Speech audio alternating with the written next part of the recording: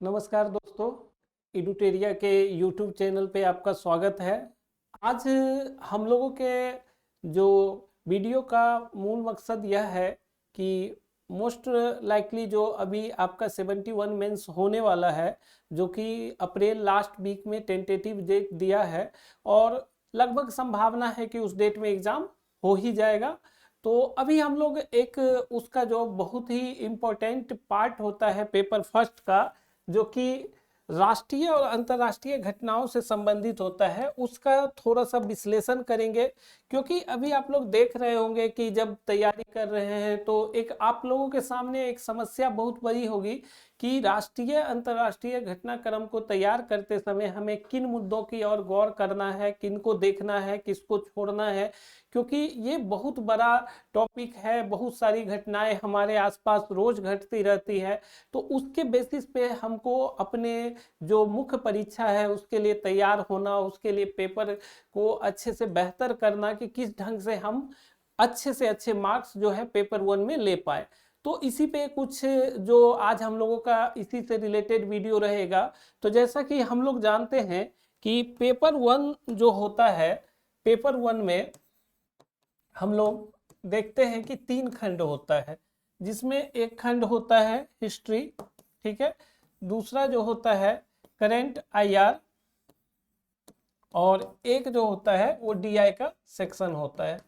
Generally माना जाता है कि इतिहास सबको अच्छे से लिखना आता है, पता होता है, और अच्छे से बच्चे जब मेंस की तैयारी करे या प्री की तैयारी करे तो एक इतिहास ही ऐसा खंड होता है जिसके बारे में आप अच्छे से अच्छे जानते हैं, अच्छे से अच्छे लिखने का प्रयास करते हैं। और बीपीएससी का सिलेबस इस तरह से डिजाइन किया गया है कि इतिहास एक लिमिटेड ही पूछा जाता है, कुछ सेलेक्टेड टॉपिक है उन्हीं से पूछा जाता है, ठीक है। तो हमारे लिए ये बहुत बड़ा हर्डल नहीं होता है। उसके बाद डीआई जो है बदलते ट्रेंड के साथ देखते हैं कि डीआई भी 72 मार्क्स का पूछा जाता है, जो कि लगभग बच्चे बनाते ही हैं, जिनका अच्छा बनता है वो अच्छे रैंक के साथ पास करते हैं। तो ये एक डीआई और जो हिस्ट्री होता है वो देखा जाता है कि पहला पेपर में एक ऐसा पार्ट है जो लगभग सभी बच्चों का तैयार होता है, सभी बच्चे अच्छे से करते हैं, कुछ अपवाद को छोड़कर। हमारे लिए जो मुख्य हर्डल होता है वो होता है करेंट और आईआर। तो करेंट और आईआर एक ऐसा चीज होता है जिसमें बहुत सारी चीजें करनी होती है। हमारे लिए नया टॉपिक होता है कि मुख्य परीक्षा में कैसे लिखे, किस तरह से उसको देखे, और कैसे हम मैक्सिमम जो है एक मार्क्स टारगेट करें। तो जैसा कि हमारी टीम एडुटेरिया है और हमको टेस्ट सीरीज में काम करने का लंबा अनुभव भी है, और मैं आप लोगों को पॉलिटी और करंट आईआर भी पढ़ाता हूँ क्लास में, ऑफलाइन क्लास या ऑनलाइन में भी जब मौका मिलता है तो मैं आप लोगों के समक्ष होता हूँ। तो अभी हम लोगों को ये देखना है कि फर्स्ट पेपर की हमारी स्ट्रेटेजी क्या होगी, खासकर करंट और आईआर को लेके। तो सबसे पहले एक चीज मैं आपको बता देता हूं कि जब भी एग्जाम होता है पहला दिन बहुत बड़ा डिसाइडर होता है कि आप सेलेक्ट होंगे, आपका इंटरव्यू कॉल होगा नहीं होगा, आप अगले 2 एग्जाम को किस मनोबल के साथ दीजिएगा। क्योंकि पहला दिन अगर अच्छा जाता है तो आपका मन भी अच्छा लगता है, आपको अपने तैयारी में भी कॉन्फिडेंस मिलता है, जिसका फायदा आपको पेपर 2 और जीएस में मिलता है।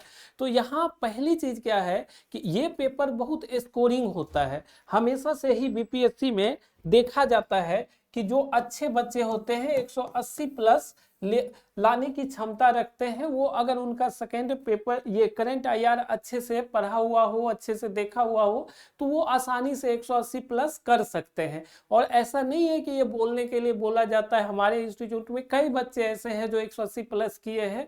और इसीलिए एक एवरेज मार्क्स जो होता है फर्स्ट पेपर का 150-60 होता है। और अगर आपको लीड लेना है तो निश्चित रूप से 180 प्लस टारगेट करना होगा, जिसके लिए आपको तीनों ही सेक्शन में बेहतर प्रदर्शन करना होगा। तो हम हमेशा आप लोगों से एक चीज जब मिलते हैं तो बात बोलते हैं कि किसी भी चीज को प्रामाणिकता के साथ देखिए, किसी भी चीज को देखिए कि हमारा जो हम एग्जाम देने वाले हैं सबसे पहले उसमें प्रश्न कैसा पूछा जा रहा है, ठीक है।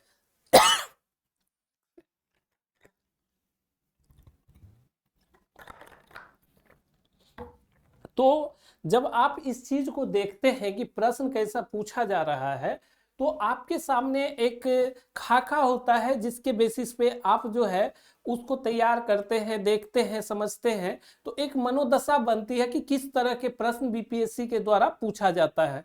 तो हम भी आज उसी तरह चलेंगे।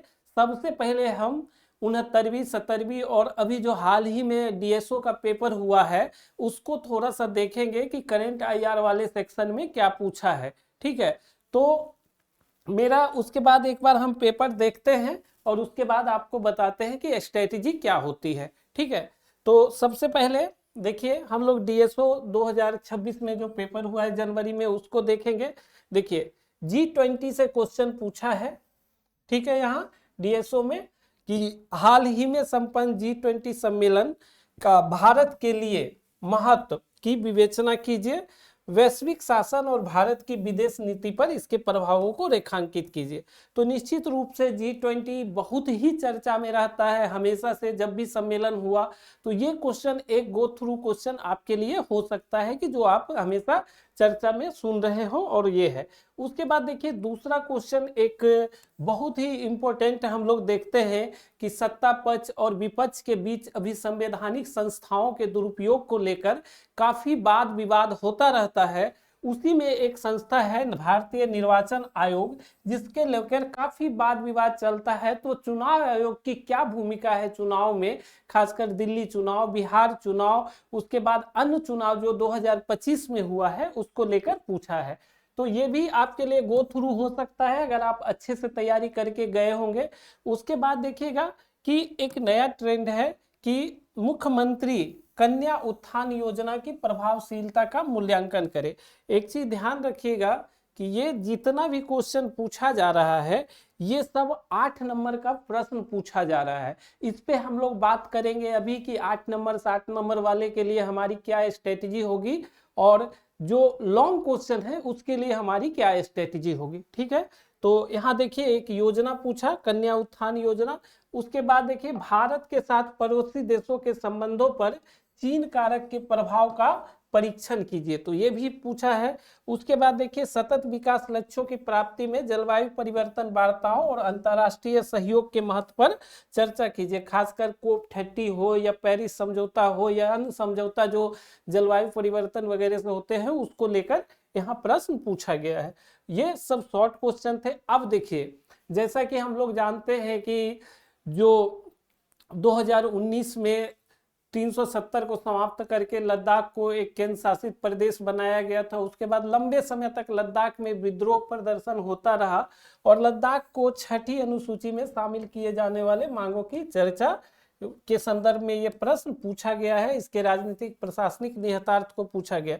उसके बाद एक चीज पूछा गया है, मिशन कर्मयोगी किस तरह, ठीक है, सुशासन और नागरिक केंद्रित प्रशासन को मिशन कर्मयोगी किस तरह समर्थित करता है। तो हम लोग पढ़े ही हैं, जानते भी हैं कि मिशन कर्मयोगी सिविल सेवकों को और ज़्यादा जिम्मेदार और ज़्यादा इफेक्टिव तरीके से काम करना, मानवीय मूल्यों के साथ काम करने की ओर जो प्रेरित करने वाली एक योजना है। उसके बाद देखिए कि डोनाल्ड ट्रंप द्वारा लगाए गए टैरिफ को वैश्विक व्यापार व्यवस्था और WTO के सिद्धांतों के संदर्भ में विश्लेषित कीजिए।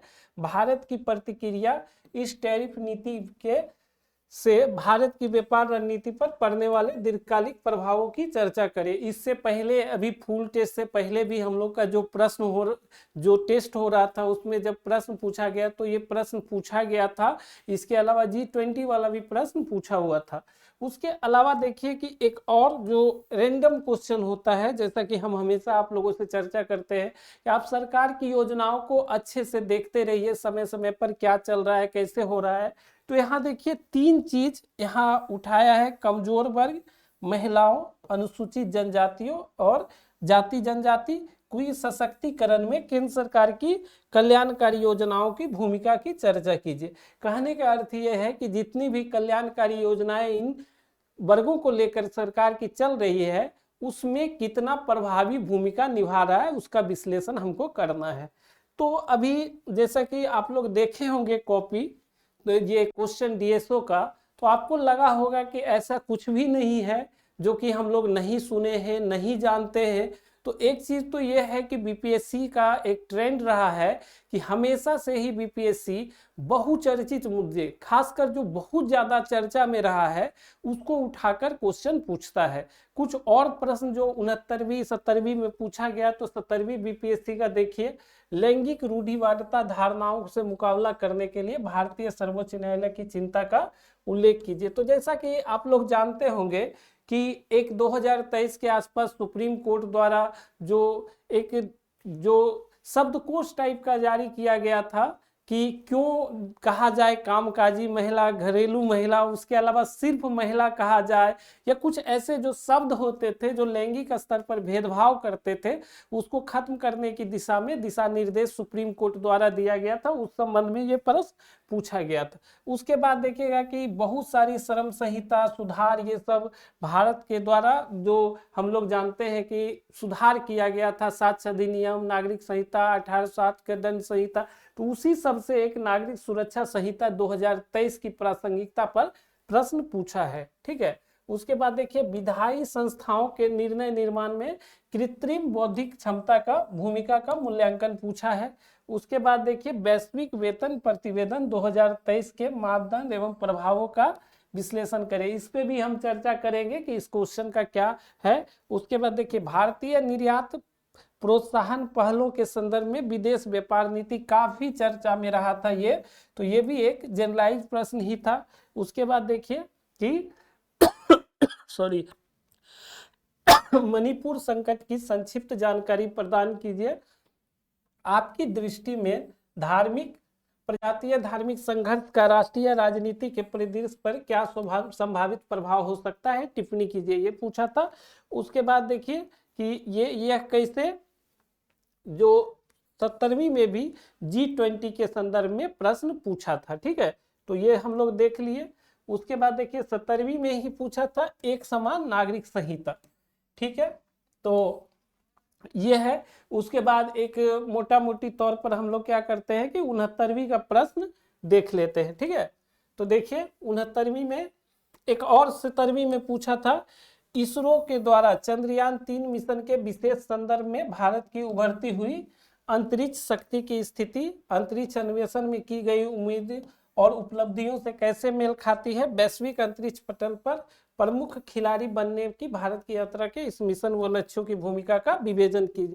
तो इसरो की जो वर्तमान समय में लगातार अंतरिक्ष शक्ति के रूप में उभर रहा है, उसको लेके ये प्रश्न पूछा गया था। खासकर ये 38 नंबर का प्रश्न पूछा गया था। ठीक है, अब देखिए 69 में आपको दिल्ली विधानसभा चुनाव की जो हार के बाद एकजुटता और गठबंधन की राजनीति पर पूछ लिया था। ठीक है, रूस यूक्रेन युद्ध पे सवाल था।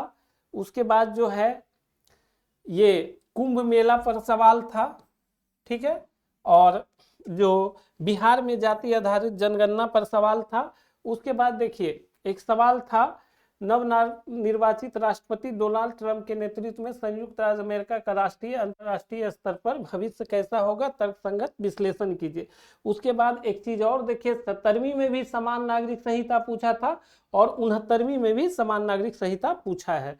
उसके बाद देखिए, राष्ट्रपति शासन को नियंत्रित करने वाले प्रावधानों के संवैधानिक प्रावधानों की चर्चा करें।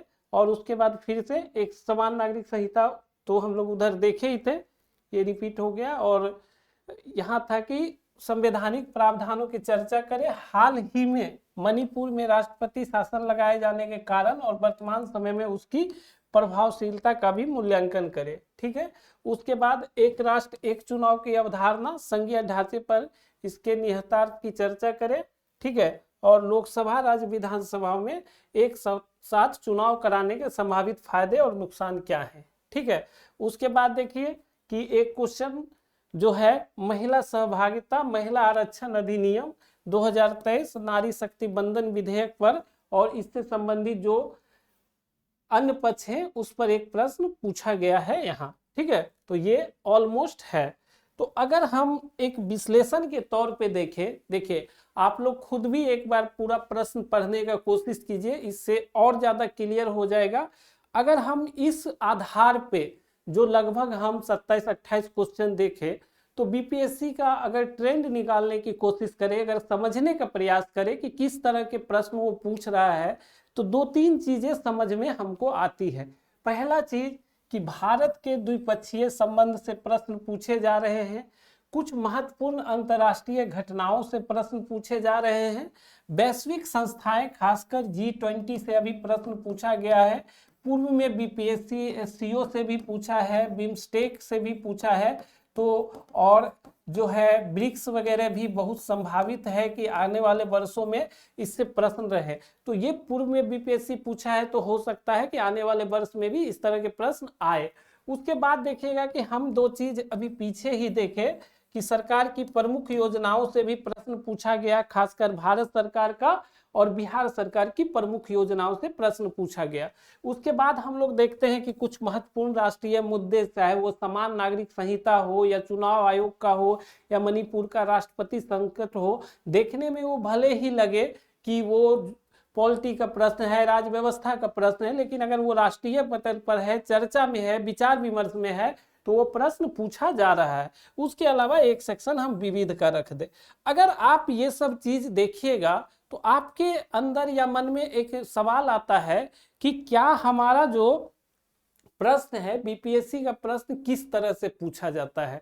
तो अगर हम उन प्रश्न के आधार पर एक ट्रेंड एनालिसिस करें, तो सबसे पहले हम अगर कुछ बिंदु में रखें, तो सबसे पहले बीपीएससी का एक ट्रेंड क्या है कि जो मुद्दा चर्चित मुद्दा उसका फेवरेट होता है, जो मुद्दा बहुत ज्यादा चर्चित रहेगा उसको बीपीएससी उठाता है और धूमधाम से उठाता है।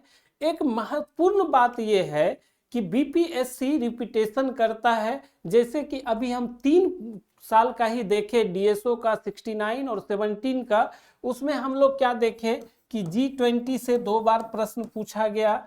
उसके बाद देखिएगा कि मणिपुर से 2 बार प्रश्न पूछा गया है और राष्ट्रपति, ये क्या बोलते हैं कि राष्ट्रपति से भी 2 बार प्रश्न पूछा गया है। और उसके बाद एक चीज और था कि हम लोग देखे हैं कि यूसीसी से भी 2 बार प्रश्न पूछा गया है, राष्ट्रपति यूसीसी से 2 बार प्रश्न पूछा गया है। तो पहला चीज ये है कि अगर लगातार विचार विमर्श के केंद्र में रहेगा तो वो प्रश्न बार बार पूछे जा सकते हैं, ये हमें समझना होगा। ऐसा नहीं है कि 70वीं 69वीं में पूछ दिया और वो अगर लगातार चर्चा में है, इसमें है, तो वो प्रश्न नहीं पूछा जाएगा, ऐसा नहीं है। तो ये 3 ट्रेंड है। उसके बाद अभी आप लोगों को 1-2 चीज हम बताने जा रहे हैं कि जैसे देखे होंगे कि दिल्ली इलेक्शन से लेकर प्रश्न पूछा, कुंभ मेले से प्रश्न पूछा, उसके बाद देखिएगा कि एक प्रश्न पूछा वैश्विक वेतन प्रतिवेदन से, वैश्विक वेतन प्रतिवेदन, ठीक है। तो एक चीज, ये तीनों ही ऐसा टॉपिक था कि ऑलमोस्ट जिसके बारे में बच्चा तैयार करके नहीं गया होगा ये, और लगभग कोई भी कोचिंग हो इसको, इस प्रश्न को लगभग वहां तक नहीं पहुंच पाया। जो चीजें होती है अनावश्यक बोलने से अच्छा है कि एक्सेप्ट किया जाए कि इन चीजों की तरफ लोग नहीं देखे थे। हालांकि हम इसके और इसके बारे में मेरे क्लास के दौरान डिस्कशन किए थे, लेकिन हाँ उसमें कोई नोट्स नहीं लिखाया गया था, लेकिन इस पे डिस्कशन हुआ था। तो एक चीज बताते हैं कि ये क्वेश्चन देखा गया है कि शॉर्ट क्वेश्चन में पूछा गया है। शॉर्ट क्वेश्चन का एक अपना कहानी है कि अगर शॉर्ट क्वेश्चन पूछा जा रहा है तो अभी जैसे हम जो आप लोगों को टॉपिक बताएंगे तो निश्चित रूप से आप लोग के लिए रहेगा कि इतना सारा कैसे करे, क्या करे। तो हम हर चीज को आपको बेहतर तरीके से बताएंगे कि क्या देखना है, क्या करना है। तो सबसे पहले क्या है कि हम एक ट्रेंड और देखें तो 2 भाग में आप करेंट अफेयर्स को बांट सकते हैं, ठीक है। एक होता है जो लॉन्ग क्वेश्चन पूछा जा रहा है और एक होता है जो शॉर्ट क्वेश्चन पूछा जाता है, ठीक है। शॉर्ट क्वेश्चन पूछा जाता है। तो सबसे पहले आप देखिए कि 2 शॉर्ट क्वेश्चन 38 नंबर का, सॉरी लॉन्ग क्वेश्चन 38 नंबर का पूछा जा रहा है। तो आपके लिए पहला टारगेट क्या होता है, सबसे आसान और सबसे पहला टारगेट। मैं सबसे आसान और सबसे पहला इसलिए कह रहा हूं कि लॉन्ग क्वेश्चन में आपको अथवा करके ऑप्शन दिया जाता है। तो जो क्वेश्चन आपको आता है, आपकी पहली स्ट्रेटेजी होगी कि आप अथवा वाले प्रश्न को आप लॉन्ग क्वेश्चन में जिसमें कंफर्टेबल हो वहां आप देखिए और उसको लिखने का प्रयास कीजिए इस सेक्शन को हल करते के दौरान। इससे होता क्या है कि जब आप 2 लॉन्ग क्वेश्चन लिख दीजिएगा तो आप लगभग 2/3 हिस्सा अपना खत्म कर लिए। उसके बाद देखिएगा कि शॉर्ट क्वेश्चन में अभी हम लोग देख रहे थे कि एक आध क्वेश्चन ऐसा पूछ दिया था कि जिसके बारे में लोगों को नहीं पता था या जिसको खुद से लिखना था, तो आप उससे पहले जो जान रहे हैं हर एक क्वेश्चन को हल करने का प्रयास कीजिए और किसी एक क्वेश्चन पे टिकने की जरूरत नहीं है कि अगर हमको नहीं आया तो बहुत ज्यादा हाय तौबा नहीं मचाना है। अगर वैश्विक प्रतिवेदन, वेतन प्रतिवेदन अगर आपको नहीं आ रहा है तो ऐसा है कि बहुत सारे बच्चों को नहीं आ रहा होगा। तो एक चीज है कि हमेशा सिलेक्शन और रिजेक्शन में अंतर होता है। अगर आप चीज़ों को व्यवहारिक होकर देखिएगा, समझदारी के स्तर पर देखिएगा, तो निश्चित रूप से इस पेपर में और खासकर इस खंड में आप बहुत अच्छा करिएगा। वो आपका कॉन्फिडेंस होगा कि आप कैसे इसको और बेहतर तरीके से कर सकते हैं। और जितना ज़्यादा, जैसे अगर हम टेस्ट सीरीज के दौरान, क्लास के दौरान या कभी भी बच्चों से मिलते हैं, सबका एक कॉमन सवाल होता है कि सर करेंट अफेयर्स कहाँ से पढ़े, करेंट अफेयर्स कहाँ से पढ़े। एक्चुअल में करेंट अफेयर्स के साथ सबसे बड़ी प्रॉब्लम क्या है कि हम लोग मैटर ही सेलेक्ट नहीं कर पाते हैं कि हमको पढ़ना कितना है और क्या पढ़ना है। कहीं से कुछ दिखा उठा लिया, कहीं से कुछ दिखा उठा लिया और लगातार जमा करते रहते हैं। उस स्थिति में क्या होता है कि हमारे पास जो एक कोर जानकारी होनी चाहिए, जो एक बेसिक नॉलेज होना चाहिए जिसके बेस पे हम लिख सकते हैं, उसके अलावा क्या करते हैं कि हम एक खिचड़ी के तरह बना लेते हैं।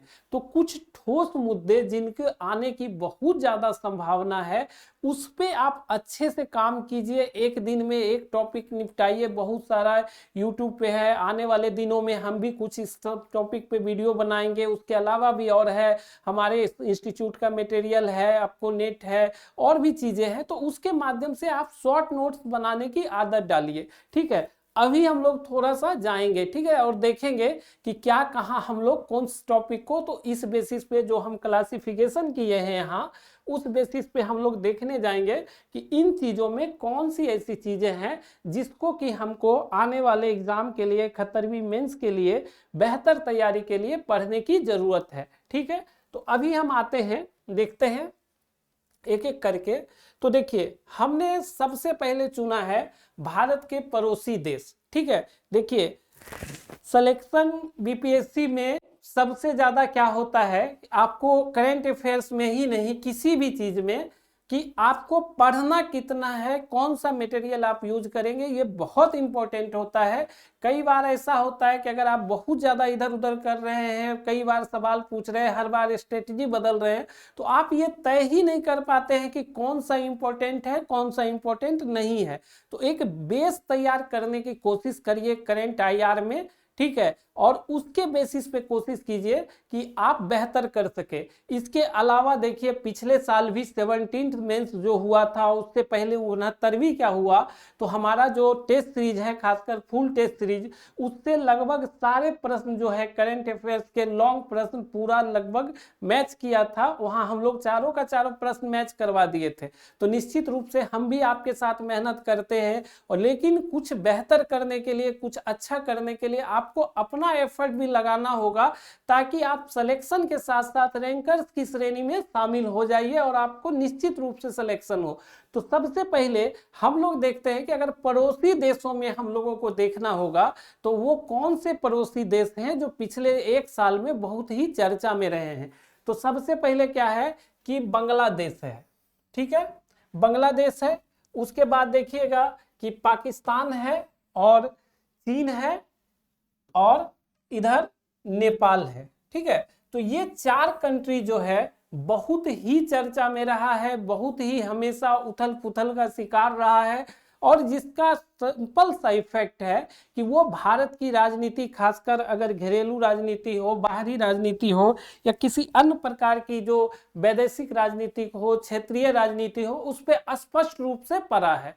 तो आप देखते हैं कि सबसे पहले किसी भी राष्ट्र का, तो आप एक मोटा मोटी जो है ना, एक रफ कॉपी पे बनाइए कि अगर भारत और पाकिस्तान या भारत और चीन, भारत या नेपाल, भारत या बांग्लादेश, इस सब के बीच ऐतिहासिक संबंध कैसा रहा है। तो सब ये चीज जब आप करिएगा ना, तो ऐतिहासिक संबंध जब आप लिख लीजिएगा कि कैसा रहा है, तो उस स्थिति में क्या होगा कि आपको बेहतर तरीका से पता चलेगा कि इस देश के साथ हमारा संबंधों का बैकग्राउंड कैसा है। उसके बाद वर्तमान समय में दोनों देश के बीच कैसा संबंध है, आर्थिक संबंध क्या है, ठीक है, सांस्कृतिक संबंध कैसा है, सामरिक संबंध कैसा है, उसके बाद देखिए कि जो है इसके अलावा सैन्य संबंध कैसा है, उसको ये सब क्या होता है, इसको आप पॉइंटेड करके अपने कॉपी में लिख के छोटा छोटा पॉइंट बनाइए, ताकि आपको उस देश के साथ जो चीजें हैं, जो चीजें चली आ रही है, उसके बारे में संक्षिप्त जानकारी आपको पता रहे। तो उसके बाद देखिए कि जब हम जाएंगे तो यहाँ देखते हैं कि बांग्लादेश में देखते हैं कि जैसे राजनीतिक उथल पुथल हुआ था, तो निश्चित रूप से राजनीतिक उथल पुथल की संक्षिप्त जानकारी आपको होनी चाहिए, राजनीतिक उथल पुथल की। उसके बाद जो यूनिस सरकार बना था, तो कौन से मुद्दे थे जो भारत और बांग्लादेश के बीच निकल कर सामने आ गए, दोनों देशों के बीच टकराव हुआ, खासकर जो प्रत्यर्पण के मुद्दे पे हो या अन्य मुद्दे पर हो। और उसके बाद देखिएगा कि अभी जो वहां एक हुआ है कि चुनाव संपन्न हुआ है, चुनाव के बाद नई सरकार का गठन हुआ, तो कैसा स्वरूप हो सकता है। तो इस तीनों ही मुद्दों पे आप लोग लगभग 50, 60, 70, 80 पॉइंट वाइज करके नोट बनाइए। इससे क्या होगा, ऐतिहासिक संबंध पता है, जो छात्र आंदोलन हुआ था वो पता है आपको, यूनिस सरकार के दौरान जो विवाद हुआ था वो पता है, और उसके बाद अभी जो चुनाव के बाद जो सरकार बनी है, और उसके बाद इस सब में भारत की रणनीति पता है, ठीक है। तो उसी तरह से जब हम देखेंगे तो नेपाल में हम लोग जानते हैं कि जेनजी क्रांति हुई थी। तो अब जेनजी क्रांति के कारण प्रभाव भारत पे उसका क्या इफेक्ट रहा है, आने वाले वर्षों में भारत विदेश नीति की पड़ोस नीति पर क्या प्रभाव पड़ेगा, उसको हम लोग देख सकते हैं। तो ये आप नेपाल के संदर्भ में भी कर सकते हैं। उसके बाद देखिएगा इंडिया और चाइना वैश्विक स्तर पर दो लगातार, चीन तो हमसे थोड़ा सा आर्थिक मोर्चे पर कहिए या अर्थव्यवस्था के आकार में कहीं आगे है, लेकिन सामरिक स्तर पर देख रहे हैं कि दोनों के बीच सीमा विवाद हो या अन्य मुद्दे हो काफी है। तो आप इंडिया चाइना के परंपरागत और वर्तमान मुद्दों को आप समझ सकते हैं। उसके बाद जैसे हम लोग देखें भारत और पाकिस्तान पे, तो निश्चित रूप से दोनों के बीच टकराव वाला संबंध रहा है। पहलगांव हमला हुआ था, तो पहलगांव हमला के बाद हम लोग देखते हैं ऑपरेशन सिंदूर हुआ था। तो ऑपरेशन सिंदूर क्या था, कैसे था, इसके बाद देखिए कि ऑपरेशन सिंदूर के बाद जैसा कि हम लोग जानते हैं कि कई बार शॉर्ट क्वेश्चन भी पूछ देता है, तो आप लोग शिमला समझौता हो या फिर सिंधु जल समझौता हो, ये दोनों चीजों को आप लोग देख सकते हैं, शिमला समझौता या सिंधु जल समझौता, और ऑपरेशन सिंदूर का जो निहितार्थ है उसको आप लोग देख सकते हैं। तो आप देखिएगा कि धीरे धीरे हम लोग क्या करते हैं ना, कि एक चीज पे जा रहे हैं कि जो चीजें इंपॉर्टेंट है उसी को हम लोग देखने का प्रयास कर रहे हैं, ठीक है। तो ये एक मतलब प्रयास है कि और बेहतर तरीके से हम तैयार कर सके। तो इसको देखिए, ऑपरेशन सिंदूर के रणनीतिक निहितार्थ क्या है, आर्थिक निहितार्थ क्या है, उसका सैन्य शक्ति पर क्या है, उसका जो है और अन्य पक्ष क्या है। तो आप इस तरह से अपने पड़ोसी देशों के संबंध में 4 देश को सबसे पहला आपको फोकस करना है, इंडिया पाकिस्तान, उसके बाद दूसरा इंडिया बांग्लादेश, तीसरा इंडिया नेपाल, और चौथा जो है इंडिया और चीन। तो इस सीक्वेंस में आप अपने आंसर को छोटा छोटा करके टॉपिक को तैयार कीजिए, ये आपके लिए बहुत ही बेहतर और बेनिफिशियरी होगा, ठीक है। उसके बाद जैसे ही आप देखते हैं तो अगला जो आपका टारगेट होता है वो है कि वैश्विक संबंध, द्विपक्षीय संबंध। तो जैसा कि हम लोग जानते हैं जनवरी 2025 में ट्रंप के आने के बाद जो है भारत ही नहीं पूरे विश्व में एक उथल पुथल का दौर रहा।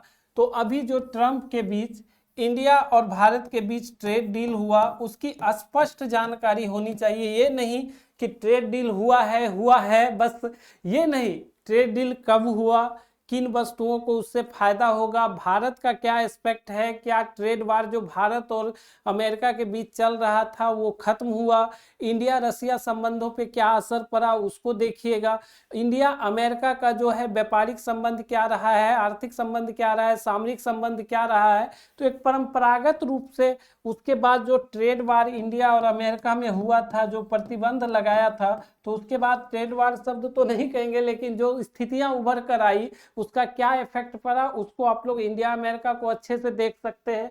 उसके बाद भारत रसिया संबंध हमको लगता है कि आने वाले वर्षों में या मे भी इसी बार जो है इंडिया रसिया के परंपरागत संबंध बहुत अच्छे रहे हैं, लेकिन इंडिया रसिया संबंध को जो अमेरिका का फैक्टर है या फिर जो चाइना का फैक्टर है उसके साथ जोड़कर आने वाले वर्षों में सवाल पूछा जा सकता है। उसके बाद एक क्वेश्चन आप सेफ हैंड तैयार कर लीजिएगा, भारत और जापान की जो साझेदारी हुई है वो काफी बड़ी साझेदारी है, खासकर भारत के आर्थिक रणनीतिक विकास में, तो आप इसको भी देख लीजिएगा। तो ये 3-4 देखिए बायलैटरल में हम आपको 7-8 टॉपिक बताए हैं, आप पहले इसको अच्छे से करिए, अगर समय मिले आपका सोर्स जो भी हो, लेकिन इसके बारे में आपको अपने कॉपी में खासकर A4 साइज में शॉर्ट नोट्स बनाइए ताकि आपको एग्जाम के दौरान रिवीजन करने में आसानी हो। उसके बाद देखिएगा कि अभी संयुक्त राष्ट्र समर्थित गाजा योजना आया, निश्चित रूप से गाजा योजना जो ट्रंप का शांति प्रस्ताव था उसी को बहुत सारी बातों को मंजूर किया गया, उसी से समर्थित गाजा योजना लाया गया, खासकर मानवीय सहायता उसका लक्ष्य है। तो इस योजना के बारे में आप 100 शब्दों में समझे। हम लोगों को 2 चीज देखना है, जिसमें शॉर्ट क्वेश्चन आने की संभावना है उसको आप कोशिश कीजिएगा 200 शब्दों में या उसके जो है मुख्य बिंदुओं को लिखने का प्रयास कीजिए। देखिए आप कितना भी तैयार कर लीजिए, वहां अगर शॉर्ट में आएगा तो हमको बहुत शॉर्ट लिखना है, इतना कम समय होता है 4.5-5 मिनट का कि आप 70, 80, 90 अगर आपकी स्पीड बहुत अच्छी है तो 100 शब्द लिख पाइएगा। तो यही सारी चीजें है यहाँ पर, ठीक है। उसके बाद देखिएगा यूएस वेनेजुएला संकट, इसको थोड़ा अच्छे से तैयार करिएगा। जब हम लोग जानते हैं कि वेनेजुएला के राष्ट्रपति को यूएस के द्वारा उठाकर अमेरिका ले जाया गया, उसके बाद कई तरह के संकट पैदा हुए, तो इसको हम लोग देख लीजिएगा। उसके बाद ग्रीनलैंड संकट और नाटो को भी, ये 3 मुख्य घटनाएं हैं जिसको आप लोगों को अच्छे से समझना है, देखना है, ठीक है। उसके बाद देखिएगा इजराइल ईरान संघर्ष और भारत परंपरागत रूप से रूस यूक्रेन संघर्ष का बदलता स्वरूप और भारत की भूमिका, इसको आप थोड़ा परंपरागत रूप से तैयार कर लीजिएगा।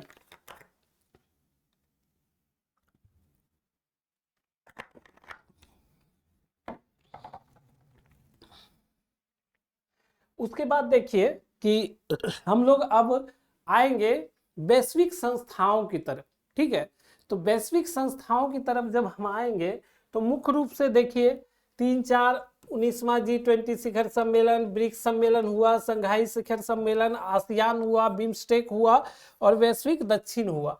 तो ये मुख्य जो सम्मेलन है, ठीक है। उसके बाद देखिए क्वाड, तो ये पहले हम लोग इसी पे रहते हैं। तो देखिए सम्मेलन से जब भी प्रश्न पूछा गया है तो एक ट्रेंड है कि रिसेंटली जो भी सम्मेलन हुआ है, जो भी संस्थाएं, वैश्विक संस्थाएं से जो प्रश्न पूछा गया है, चाहे वो कभी बिम्स्टेक को लेकर, कभी संघाई सहयोग संगठन को लेकर, कभी जो है अगर इसको लेकर पूछा गया कि ब्रिक्स को लेकर या G20 को लेकर, तो उसका एक ट्रेंड रहा है कि 2 एंगल में वो प्रश्न जरूर जाता है।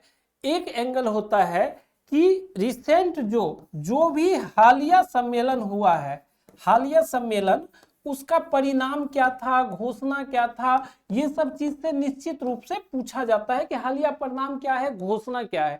दूसरा चीज, चूंकि हम लोग बीपीएससी की तैयारी कर रहे हैं और इंडिया उसमें इंपॉर्टेंट होता है, तो उस सम्मेलन में भारत की भूमिका क्या है, भारत की भूमिका, तो भारत की भूमिका को देखा जाता है कि भारत कैसे उसमें, तो भूमिका किस रूप से होगा, तो भारत किन मुद्दों को उठा रहा है, ये बहुत ही इंपॉर्टेंट है। और भारत के हित क्या क्या है, कौन कौन से हित भारत के पूरे हो सकते हैं। और इसी में एक होता है कि चुनौती के बारे में पूछा जाता है कि क्या चैलेंजेज हैं, कौन सी चुनौतियां विद्यमान है उसके लिए, ठीक है। तो एक चीज देखिए कि चुनौतियां लास्ट में पूछा जाता है और इस संबंध में सुझाव आप दे सकते हैं, एक जो सुझाव सकारात्मक हो, सृजनात्मक हो, रचनात्मक हो, इन सब चीजों से दे सकते हैं। तो जितना भी 4, 5, 6 सम्मेलन या जो संस्थाएं हैं वो आपको याद करना है। तो सबसे पहले आप क्या कीजिएगा कि उसके गठन का वर्ष, मान लीजिए एससीओ है तो 2001 में गठन हुआ है, तो आप सबसे पहले प्राइमरी रूप से इसको देखिएगा कि एससीओ का गठन इसमें हुआ था। तो जब हम लोग जानते हैं कि 2017 में भारत का जो है, भारत को एससीओ की सदस्यता दी गई, साथ में पाकिस्तान की भी दी गई, और भारत के लिए एससीओ खासकर ऊर्जा सुरक्षा, मध्य एशिया की राजनीति, यूरेशिया की राजनीति के लिए काफी महत्वपूर्ण है, जहां भारत के कई आर्थिक हित वहां पे साधे जाते हैं। तो हम लोग इसको देखेंगे। उसके बाद जो हाल ही में अभी एससीओ का सम्मेलन हुआ है उसके बारे में देखिए। यहाँ एक टेक्निकल चीज है कि जब हम लोग नेट पे सर्च करते हैं या बुक में देखते हैं तो कई ऐसी चीजें होती है जो सम्मेलन के दौरान उठी रहती है।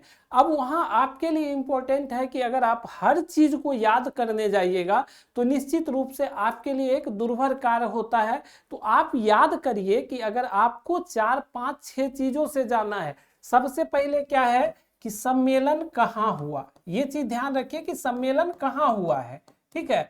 उसके बाद देखिएगा कि सम्मेलन में जो है मुख्य रूप से सम्मेलन कहाँ हुआ, कब हुआ। उसके बाद जो आप देखिएगा कि सम्मेलन की 5-6 जो प्रमुख घोषणाएं हैं, ये चीज आप ध्यान रखिएगा कि 5-6 प्रमुख घोषणाओं को आप अपने शब्दों में लिखने का कोशिश कीजिए। मान लीजिए अगर आर्थिक रूप से कुछ चार्टर आया है, आतंकवाद को लेके आया है, मानवीय रूप से आया है, तकनीकी रूप से आया है, नवाचार को लेके आया है, तो आप इसको अपने शब्दों में लिख लीजिए। उसके बाद इस संबंध में इंडिया का इनिशिएटिव क्या है। जैसे अभी प्रधानमंत्री मोदी अगर एससीओ संगठन में गए थे तो वहां त्रिस्तरीय जो है एक फॉर्मूला दिए जो कनेक्टिविटी, सुधार, ऊर्जा सुरक्षा, आतंकवाद और नवाचार को लेकर था। तो आप इस संबंध में कोशिश कीजिए कि एक छोटा नोट बना ले खुद से। देखिए 300, 200 इन सब शब्दों में रहेगा तो एक प्रैक्टिकल वे में बता रहे हैं। आपके पास इतना समय नहीं है कि आप उसको डिस्क्राइब करिए या एक एक चीज को लिखिए।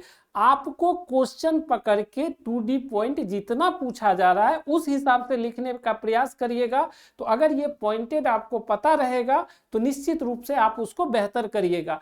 आने वाले दिनों में खासकर होली के बाद मैं आप लोगों से प्रॉमिस करता हूं कि मैं 1-2 ऐसा वीडियो जरूर बनाऊंगा जिससे आपको और स्पष्टता आए कि कैसे हमको सम्मेलन को पढ़ना है, कैसे हमको देखना है, ठीक है। तो देखिए इसमें आप तो इस तरह से आप जाके बेहतर तरीके से आप सम्मेलन को याद कर सकते हैं। ये क्या होगा कि ये आपको एक और ऐसा पार्ट रहेगा जिसके बारे में, और अगर आपको नॉलेज रहेगा, मान लीजिए कि कभी प्रश्न पूछा महिला सुरक्षा से, कभी पूछा आतंकवाद से, कभी कुछ से पूछा, तो आप इस नॉलेज का उपयोग वहां भी कर सकते हैं कि भारत ने एससीओ सम्मेलन पे या विभिन्न जो वैश्विक मंच हैं, क्षेत्रीय मंच हैं, वहां से भारत जो है इन मुद्दों को उठा रहा है।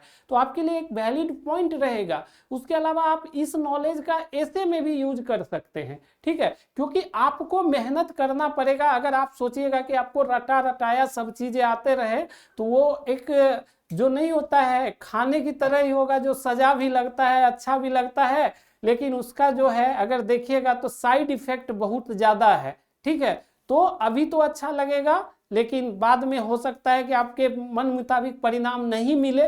तो कोशिश कीजिए कि जो भी मटेरियल है उसमें कुछ ऐड ऑन करते रहे।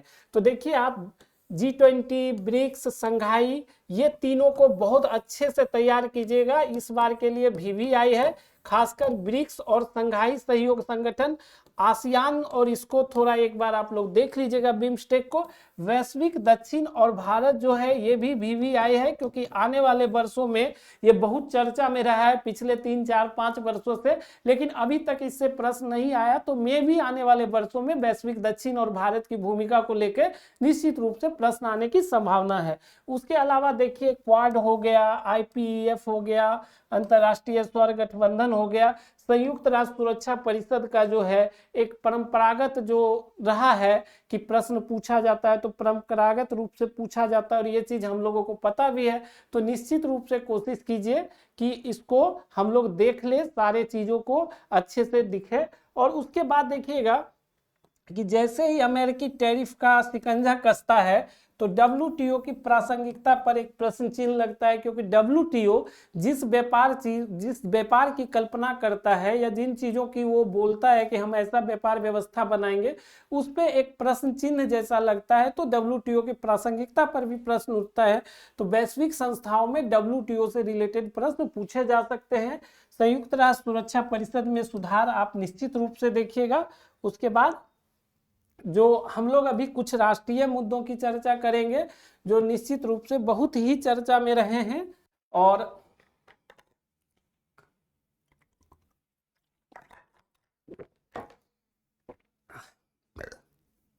सॉरी, देखिए SIR को आप लोग अच्छे से जानिए, विशेष रूप से आने वाले वर्षों में निश्चित रूप से मे बी करेंट में आपसे लॉन्ग क्वेश्चन ही पूछ दे, मे बी शॉर्ट क्वेश्चन ही पूछे। तो SIR की प्रक्रिया क्या है, कब कब हुई है, चुनाव आयोग की क्या भूमिका है, इस संबंध में विवाद क्या है, कितने राज्यों में चल रहा है, इस संदर्भ में क्या हो सकता है। तो SIR के बारे में एक अच्छी जानकारी आप लोग निश्चित रूप से रखिए। उसके बाद देखिएगा छठी अनुसूची, पहले भी सवाल पूछा है, आगे भी पूछ सकता है। 3 भाषा सूत्र जो हिंदी विवाद था, ये हम लोगों ने 70वीं फुल टेस्ट में करवाया भी था, और ये प्रश्न जो है मोस्ट प्रोबेबल 70वीं में पूछा भी था, ठीक है, खासकर पॉलिटी में। तो इसको हम लोग देखेंगे। उसके बाद देखिएगा यूनिफॉर्म सिविल कोड हम लोग देख रहे हैं, लगातार पूछा जा रहा है।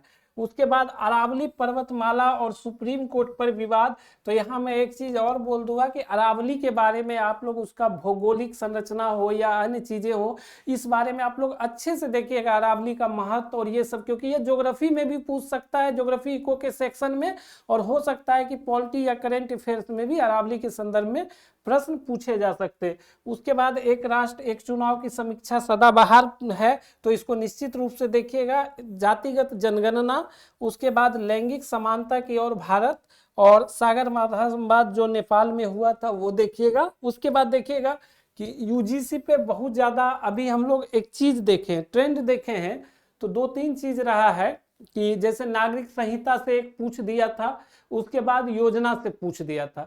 तो इन दोनों में बीपीएससी का ट्रेंड क्या है कि या तो बिहार सरकार की योजना या तो भारत सरकार की योजना, और अभी तक जो संहिता वगैरह या अधिनियम वगैरह पूछा है तो मूलतः भारत सरकार का ही पूछा है। तो हम लोग कुछ ऐसे अधिनियम यहाँ ध्यान रखिएगा, और उस पर दिमाग पे जोर नहीं डालना है या बहुत ज्यादा बोझिल नहीं लेना है। हमको कुछ इंपॉर्टेंट चीज बस रखना है, कब लागू हुआ, ठीक है, क्या प्रावधान है और क्या विशेषता है, ठीक है, इसका विशेषता और उद्देश्य की मतलब देखिए कि ये सारे प्रश्न जो होंगे वो आपको लिखने ही 70 से 80 शब्दों में है। अगर हम ट्रेंड पे जाएंगे तो अगर 70 से 80 शब्दों में लिखना है तो हम क्यों ज्यादा दिमाग लगाए, उसके बारे में जो बेहतर चीजें हो सकेगी शॉर्ट नोट टाइप का आप तैयार करने का प्रयास करिएगा। तो देखिएगा कि गिग वर्कर्स अध्यादेश आया है, उसको भी देखिएगा। यूजीसी बहुत चर्चा में रहा था, निश्चित रूप से देखिएगा। Deep ocean mission, great Nicobar परियोजना, ज्ञान भारतम मिशन, इसके बारे में सिर्फ थोड़ा जानकारी रखना है कि अगर हमें लिखने को आ जाए तो इस संदर्भ में हम कुछ लिख सके, 70-80 अच्छा शब्द जो है लिख सके जोड़ के। उसके अलावा जो है वक्फ संशोधन बहुत ही चर्चा में रहा, नारी बंधन विधेयक पूछा है, लेकिन फिर भी देखना ऑनलाइन गेमिंग अभी बहुत बड़ी समस्या है। ऑनलाइन गेमिंग खासकर बच्चों को जो लत लग जाती है, और इसके अलावा जो धोखाधड़ी जो साइबर क्राइम होता है वो भी है। उसके बाद PME ड्राइव योजना, पर्यावरण से संबंधित विकासशील पंचायत कर्मयोगी पहल, स्वामित्व योजना आदि कर्मयोगी अभियान, प्रधानमंत्री धन दान किसी योजना, और प्रधानमंत्री विकसित भारत रोजगार योजना। तो इस सब को देखिएगा। उसके अलावा बिहार सरकार में देखिए कृषि रोड मैप, बिहार पर्यटन नीति, बिहार IIT नीति, बिहार सरकार की प्रमुख महिला केंद्रित योजनाएं, बिहार की महिला रोजगार योजना, बिहार की ग्रामीण आजीविका परियोजना, उसके बाद मुख्यमंत्री नारी शक्ति योजना, मुख्यमंत्री कन्या उत्थान योजना, DSO में पूछा है। उसके अलावा मुख्यमंत्री कन्या विवाह योजना, बिहार सरकार की प्रमुख उद्योग और निवेश प्रोत्साहन योजनाएं, उद्यमी योजना, बिहार स्टार्टअप पॉलिसी, बिहार खाद्यान्न प्रसंस्करण नीति, ठीक है। तो ये सब अगर आप पढ़ते हैं तो 2-3 चीजें हैं कि पहला तो लगेगा कि इतना ज्यादा नीति, इतना ज्यादा पॉलिसी, अगर आपको अच्छे से याद होगा तो एक दो चीज कॉमन प्रश्न जैसे फर्स्ट पेपर के लिए हमें हमेशा आता है कि सर कैसे हम देखें जो हमको ज्यादा से ज्यादा मार्क्स आए, कैसे करंट पढ़े, कैसे आईआर पढ़े। उसी तरह से सेकंड पेपर में एक कॉमन क्वेश्चन होता है कि सर सेकंड पेपर में नंबर नहीं उठता है। तो आप देखिएगा कि अगर नंबर उठेगा, जनरलाइज चीजें सभी लिखते हैं, गरीबी, बेरोजगारी, जो सस्टेनेबल डेवलपमेंट है या विकास है, ये चीजें, लेकिन डाटा और योजना के साथ आप कितना लिखते हैं, ये सवाल आप खुद से पूछिए। बीपीएससी या अदर चीजों से पूछने से आपको खुद जवाब मिलेगा कि कहीं ना कहीं कमियां रह जाती है। तो अगर इन योजनाओं के बारे में आपको अच्छी जानकारी होगी तो निश्चित रूप से आपका डाटा बेहतर होगा, आप निबंध में भी यूज कर सकते हैं, इधर भी देख सकते हैं, और आपका एक कॉन्फिडेंस भी अलग लेवल का रहेगा। तो इस सब के बारे में 50, 60, 70 शब्द में जितना आप लिख सकते हैं, जितना आप छोटी जानकारी रखिए और इस पर एक जो चीजें हैं उसको करने का प्रयास कीजिए। उसके बाद 67वीं बीपीएससी में एक प्रश्न आया था जो कि स्वास्थ्य इंडेक्स को बिहार से जोड़कर प्रश्न पूछा था। तो मैं भी इससे आगे भी संभावना है कि ये प्रश्न पूछा जाए। और हमेशा फिर से मैं आपको कहता हूं कि मैं हमेशा बोलता हूं करंट एक ऐसा सब्जेक्ट है जिससे आप जो है फर्स्ट पेपर में तो अच्छा करेंगे ही करेंगे, सेकंड पेपर में भी आप बहुत अच्छा कर सकते हैं। खासकर जो इको जियो वाला सेक्शन होता है और जो इधर वाला सेक्शन होता है, जो आपको साइंस टेक वाला सेक्शन होता है। तो देखिए नीति आयोग के किसी इंडेक्स से अगर पहले प्रश्न पूछा गया 67वीं में, तो मैं भी आगे भी पूछा जाए तो नीति आयोग के जो प्रमुख इंडेक्स हैं, खासकर एसडीजी इंडेक्स, यहाँ आप लोग दो चीज याद रखिएगा कि इसका पैमाना क्या है और दूसरा चीज कि बिहार की इस संदर्भ में क्या स्थिति है। बिहार की स्थिति को अगर आप अच्छे से देख लीजिएगा तो कभी आपको बिहार की गरीबी, बेरोजगारी, बिहार की आर्थिक स्थिति, उद्योगों की दशा, किसी अन्य बारे में लिखना हुआ तो आप निश्चित रूप से बहुत अच्छा इसका डाटा का यूज करके लिख सकते हैं। तो ये आपका आगे भी काम आएगा। तो देखिएगा उसके बाद निर्यात तैयारी सूचकांक, नवाचार सूचकांक, राष्ट्रीय बहुआयामी गरीबी सूचकांक, इससे भी प्रश्न पूछा है। तो उसके बाद देखिएगा कि राजकोषीय स्वास्थ्य सूचकांक, उसके बाद राज्य स्वास्थ्य सूचकांक, समग्र जल प्रबंधन, आकांक्षी जिला कार्यक्रम, तो इस तरह के जो है पूछा गया है। तो आप उसको थोड़ा बेहतर तरीके से कोशिश करिएगा कि सभी को हम लोग देख लें। उसके अलावा जो है निश्चित रूप से सुप्रीम कोर्ट का धर्मनिरपेक्षता पर फैसला, राइट टू डिस्कनेक्ट, सूचना का अधिकार, हम लोग जानते हैं कि 20 साल अभी हो गया है। उसके बाद वंदे मातरम हमेशा ही चर्चा में रहा है, खासकर इस पे जो संसद में चर्चा हुई थी उस दौरान भी बहुत वाद विवाद हुआ था।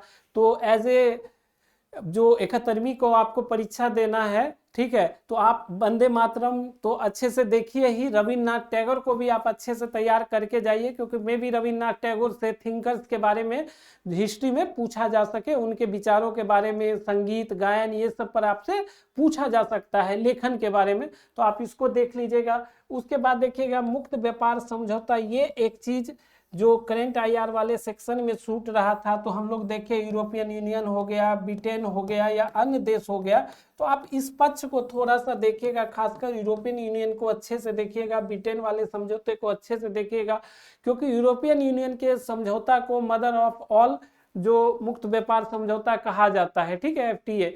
तो इसमें देखिएगा इस संदर्भ में फुल टेस्ट में हमारा जो अभी हुआ है, जो ये 13 तारीख को, उसमें प्रश्न भी पूछा गया है, ठीक है, 23 तारीख को, सॉरी 22 या 23 को हुआ था, तो उसमें एक प्रश्न भी पूछा गया है।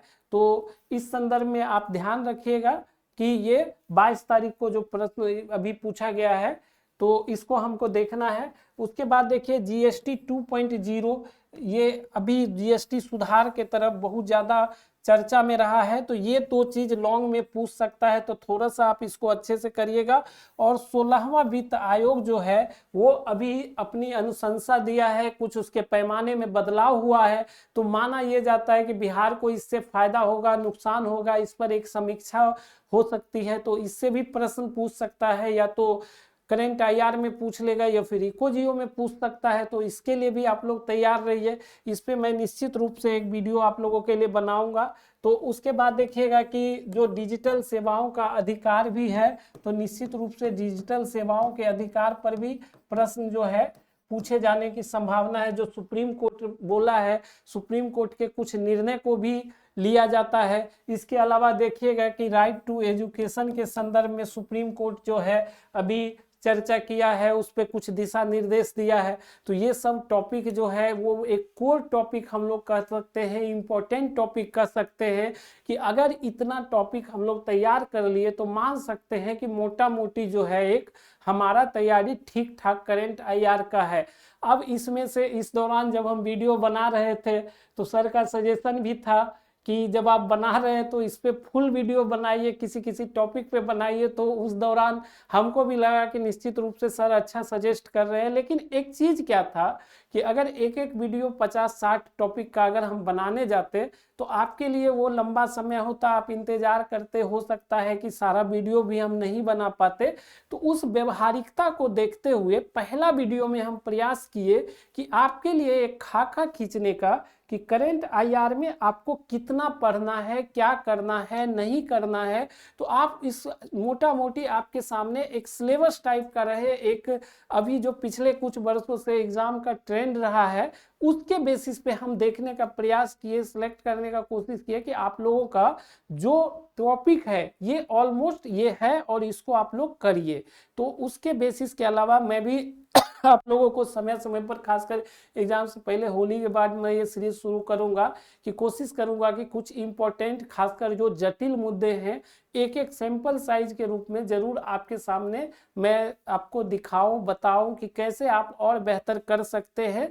और इस सब चीज के साथ एक चीज और कहना चाहेंगे कि जब आपका रिजल्ट होता है तो मैं हमेशा उस बच्चे को, चाहे मेंस क्लास में हो, टेस्ट सीरीज में हो, हमेशा बोलता हूँ कि ये आप लोगों की जिम्मेवारी है कि आप इस रिजल्ट को फाइनल करवाएं, क्योंकि ये पहला जो सिलेक्शन होता है वो अक्सर गंभीर बच्चों को चुनने की प्रक्रिया होती है। उसके बाद आप अगर सपना बड़ा देखते हैं तो आपको लगातार मेहनत करने की ज़रूरत है। अगर आप ये सोचते हैं कि कहीं भी हमको रटा रटाया मिल जाएगा, ये हो जाएगा, तो ये एक होता है कि ठीक है वो बेस होता है, लेकिन जब तक आप में एड ऑन करने की क्षमता नहीं रहेगी, आप कुछ उसमें ऐड नहीं कर सकते हैं, कुछ सोच नहीं सकते हैं। अगर किसी भी एक मुद्दे का, क्या सोशल एस्पेक्ट होगा, क्या पॉलिटिकल एस्पेक्ट होगा, क्या सामाजिक मुद्दा हो जाएगा, क्या आर्थिक पक्ष हो जाएगा, क्या राजनीतिक पक्ष हो जाएगा, अगर जब तक इस सब चीज़ों पे आप नहीं सोचते हैं तो निश्चित रूप से, जैसा कि हम देखे थे बेसिक वेतन प्रतिवेदन हो या कुंभ मेला हो या अन्य मुद्दे हो, तो आपको शॉर्ट क्वेश्चन में 2-3 ऐसे प्रश्न मिलते रहेंगे जहां आप अपने जानकारी के अनुसार, अपने अनुभव के अनुसार, अपने जो है कि कहिए कि जो एक सोचने समझने की क्षमता है उसके अनुसार ही आप उसको हल करिएगा। और उस प्रश्न में अगर आप 1-2 नंबर भी लेके आइएगा तो आपको उसका कीमत बाद में पता चलेगा, खासकर जिनका 1-2 नंबर से रह जाता है। तो आप लोगों के लिए उसके अलावा भी हम कुछ चीज़ आप लोगों के लिए सजेस्ट कि आपको क्या करना चाहिए, कौन सा बुक पढ़ना चाहिए।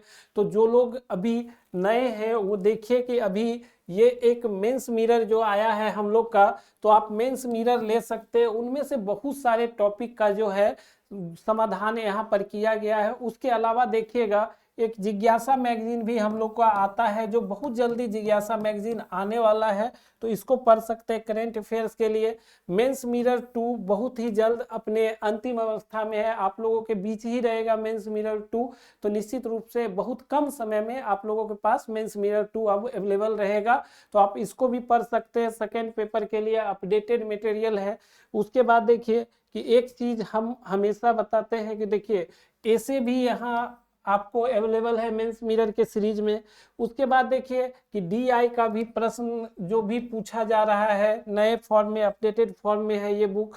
और अभी जो सबसे ज़्यादा हम देख रहे हैं कि एक चीज़ यहाँ पे छूट गया है कि आप एक चीज़ देखे होंगे कि हम जब बात कर रहे थे तो हम PYQ को हमेशा जो क्वेश्चन पूछा आ रहा है, देखो हवा में तीर चलाना और प्रश्न देख के समझना, दोनों में अंतर होता है। आप ईमानदारी से देखिएगा कि कितने ऐसे बच्चे होंगे जो सिर्फ बोल रहे होंगे कि हमको करंट IR तैयार करना है, लेकिन उस संदर्भ में जो चीजें हम बोलते हैं कि जो होना चाहिए वो हम कर पा रहे हैं या नहीं कर पा रहे हैं।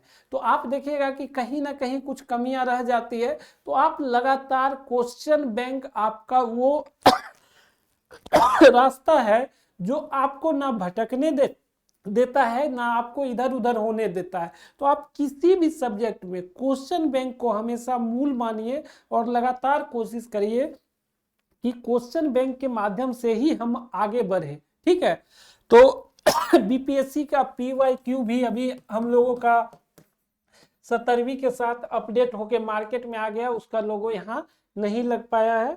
तो उसके अलावा देखिए, तो इन सब चीजों के इसके अलावा पिछले बार भी हम लोग का टेस्ट हमेशा की तरह जो है एक ब्रांड रहा है, क्योंकि इसमें बहुत सबका योगदान होता है, सर का भी होता है, खासकर प्रवीण सर भी विशेष रुचि लेते हैं कि ज्यादा से ज्यादा इसको सफल बनाया जाए, और उन बच्चे को कि जो लंबे समय तक क्लास नहीं कर पाते हैं, कुछ समय के लिए ही जुड़ पाते हैं, उनको टेस्ट सीरीज के माध्यम से ज्यादा फायदा हो। और हमारा टेस्ट सीरीज हमेशा से ही बीपीएससी के क्षेत्र में काफी बेहतर रहा है, और इस क्षेत्र में हम देखते हैं कि अब जो हमको अगला टेस्ट सीरीज 8 मार्च को है, उसके अलावा भी देखिए अन्य टेस्ट सीरीज है, तो इसमें अगर आप इनरोल भी होना चाहते हैं तो आप हो सकते हैं, क्योंकि जो है मोस्ट ऑफ द क्वेश्चन पिछले साल भी और इस साल भी जिस तरह से काम किया जा रहा है, संभावना है कि हमारे टेस्ट सीरीज से निश्चित रूप से लड़ेगा, और बिल्कुल एग्जाम वाले माहौल में आपको ऑफलाइन ऑनलाइन में टेस्ट देने का अनुभव मिलेगा। इसी सब चीजों के साथ आपको 2-3 मुख्य बातें बताते हैं कि आप ध्यान रखिएगा कि सबसे पहले आपका काम है कि टॉपिक के बेसिस पे तैयार करिएगा कि कौन सा टॉपिक जो है लॉन्ग में पूछ सकता है और कौन सा शॉर्ट में पूछ सकता है। दूसरा, बिहार ओरिएंटेड रखिएगा, जो चीजें आप रख सकते हैं, और पूरा का पूरा अपने स्तर से मेहनत करिए, क्योंकि मेहनत का कोई भी हल या कोई भी जो है सप्लीमेंट्री नहीं होता है, या कोई भी दूसरा विकल्प नहीं होता है। अगर आप बीपीएससी मेंस दे रहे हैं तो आपको स्मार्ट वर्क करना होगा, आपको लगातार काम करना होगा। सफलता हमेशा से त्याग मांगता है, और इस त्याग के लिए आप अगले 2 महीनों में खासकर जो भी तैयारी आप करते आ रहे हो उसको आप समराइज करने का टाइम आ गया है, कि आप चीजों को आप एक दायरा में बांधिए, चाहे वो किसी भी सब्जेक्ट का हो, ताकि आप लास्ट महीने लास्ट के 15-20 दिन में रिवीजन पर बल दे सके। तो इन्हीं सब चीजों के साथ आप सभी को करंट के सेशन में जो है इतना ही अभी है।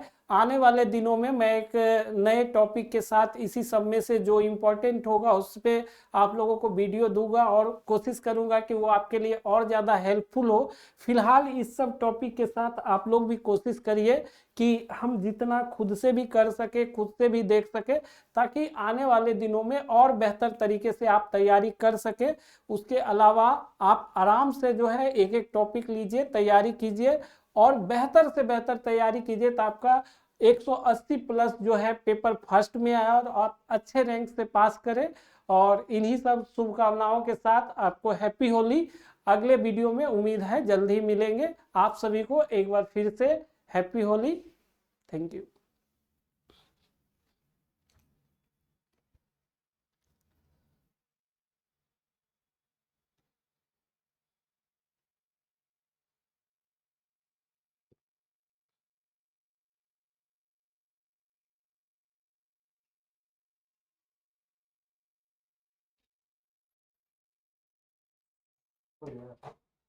हम्म।